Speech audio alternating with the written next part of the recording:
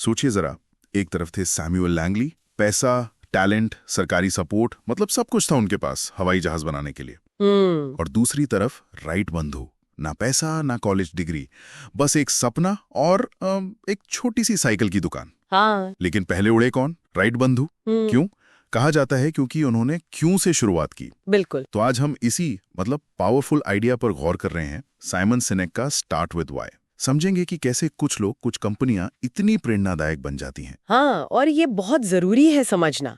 हम सिनेक के golden circle को देखेंगे, मतलब वो क्यों, कैसे और क्या, व्हाई, हाउ, व्हाट।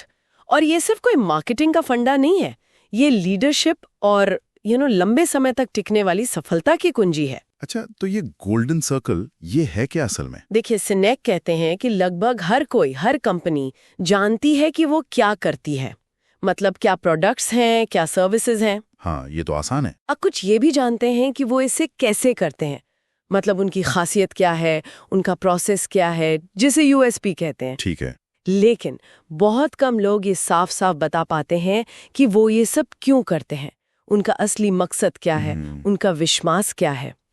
और ये सिर्फ पैसा कमाना नहीं है, पैसा कमाना तो नतीजा है, क्यों नहीं। तो ज्यादातर कंपनियां फिर बात कैसे करती हैं? वो बाहर से अंदर की तरफ जाती हैं, पहले क्या, फिर कैसे, और शायद कभी क्यों तक पहुंचे तो पहुंचे। जैसे हम ये शानदार कंप्यूटर बनाते हैं, क्या ये बहुत अच्छे डिजाइन वाले हैं, कैसे, खरीदना चाहेंगे। हाँ, ये तो सुना है। लेकिन जो प्रेरणादायक लीडर या कंपनियां हैं, जैसे एप्पल, वो अंदर से बाहर बात करती हैं, वो शुरू करती हैं क्यों से। अच्छा, कैसे? वो कहती हैं हम जो भी करते हैं, हम स्टेटस को चैलेंज करने में क्यों विश्वास रखते हैं, हम अलग सोचते हैं, और इस सोच को दिखाने का एक तरीका है खूबसूरत सिंपल प्रोडक्ट्स बनाना कैसे।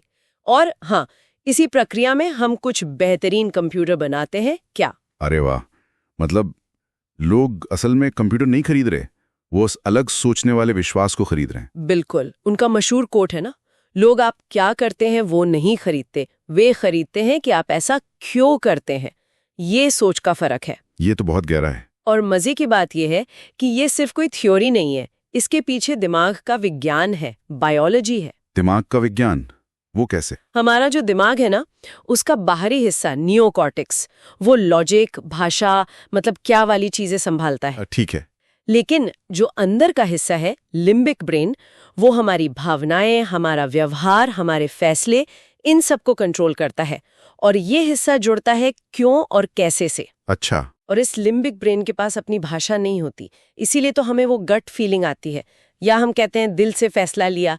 ये बहुत पावरफुल होते हैं, भले ही हम शब्दों में ना बता पाएं कि क्यों सीधा हमारे फैसले लेने वाले सिस्टम से बात करता है। ये तो कमाल की बात है। तो अगर क्यों इतना पावरफुल है, तो फिर ज्यादातर कंपनियां वो हेर फेर वाले तरीके क्यों अपनाती हैं? मतलब कीमत कम कर देना, डिस्काउंट दे देना, डर दिखाना। हाँ, या फिर कोई नई चमकीली चीज ले आना, जैसे वो मोटरोला का रेजर फोन था कभी। हाँ, याद है। ये सब है हेर फेर, मैनिपुलेशन, प्रेरणा नहीं। ये थोड़े टाइम के लिए काम कर सकते हैं, सेल्स बढ़ सकती हैं, लेकिन इनसे वफादारी नहीं बनती, लॉयल्टी नहीं आती। सही बात है। और असल में ये तनाव बढ़ाते हैं और लॉन्ग रन में महंगे पड़ते हैं। प्रेरणा तो अंदर से आती है। जब कोई कंपनी अपना क्यों साफ बताती है ना, तो वो उन लोगों को खींचती है जो उसके विश्वास से सहमत होते हैं। जैसे साउथ वेस्ट एयरलाइंस। लोग उनसे सिर्फ इसलिए नहीं जुड़े कि टिकट सस्ते हैं, वो उनके क्यों से जुड़े हैं कि हवाई यात्रा आम आदमी के लिए भी होनी चाहिए। ये असली कनेक्शन है जो कीमत से परे है। तो फिर ये सब बनाए रखने के लिए क्या चाहिए? सिर्फ क्यों पता होना काफी है? नहीं, सिर्फ क्यों से काम नहीं चलेगा। 3 चीजें बहुत जरूरी हैं। पहली, अपने क्यों की बिल्कुल साफ समझ, मतलब क्लैरिटी। ओके। दूसरी, आप उसे हासिल कैसे करेंगे, उसमें अनुशासन, यानी अपने उसूलों पर, अपने वैल्यूज पर टिके रहना। ये आपका कैसे है। ठीक है, अनुशासन। और तीसरी, आप जो करते हैं, यानी आपका क्या, व्हाट, उसमें लगातार वही झलक दिखनी चाहिए, निरंतरता, कंसिस्टेंसी। Clarity, discipline, consistency. हाँ, जब ये तीनों चीजें मिलती है ना, तब आती है प्रामाणिकता, ऑथेंटिसिटी। मतलब आप जो कहते हैं वही करते हैं, और वो आपके क्यों से मेल खाता है, और इसी से विश्वास बनता है। बिल्कुल। सोचिए, आपका क्यों है स्वस्थ रहना, हेल्दी लाइफस्टाइल। अब आप सुपरमार्केट गए, वहां M&M's पर बढ़िया ऑफर है, कोई दोस्त कहता है ले लो यार, लेकिन क्या आप लेंगे? नहीं, अगर मेरा क्यों हेल्थ है तो। एग्जैक्टली आप शायद सैलरी लेंगे या कुछ और हेल्दी, क्योंकि वो आपके क्यू से मेल खाता है। ऑफर चाहे कितना भी अच्छा हो। अच्छा उदाहरण है। ऐसे ही बिजनेस में क्या हर फैसला, हर प्रोडक्ट, हर पार्टनरशिप आपके क्यू से मेल खाती है? फॉक्सवैगन ने एक बहुत महंगी लग्जरी कार बनाई थी, फिएटन। इंजीनियरिंग बहुत अच्छी थी, हाँ, सुनी थी। पर वो VW के आम लोगों की कार वाले क्यू से बिल्कुल मेल नहीं खाती थी। नतीजा, वो चली नहीं, फ्लॉप हो गई। आपका हर क्या आपके क्यू का सबूत होना चाहिए। ये बात तो समझ आ गई। और कंपनी के अंदर कैसे काम करता है ये, मतलब कर्मचारियों के साथ? यहीं से तो असली विश्वास बनता है, ट्रस्ट। जब लीडर सिर्फ कहते नहीं बल्कि अपने क्यों को जीते हैं और अपने लोगों का, अपने एम्प्लॉइज का सच में ध्यान रखते हैं, तो माहौल बदल जाता है। कोई उदाहरण है इसका? कॉन्टिनेंटल एयरलाइंस के गॉर्डन बथून, जब उन्होंने चार्ज लिया, कंपनी बहुत बुरी हालत में थी।